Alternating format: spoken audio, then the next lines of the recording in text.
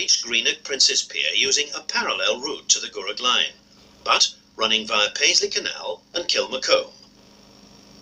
Services on the steeply graded route out of Greenock declined after nationalisation, but special workings continued to operate until the line was cut back to Kilmacolm in September 1966.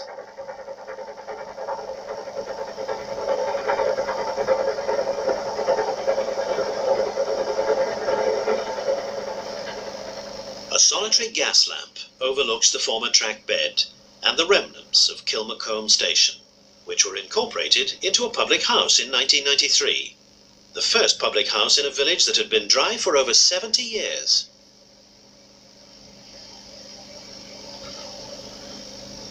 Closed in 1997, the new building's fate has mirrored that of the station it replaced.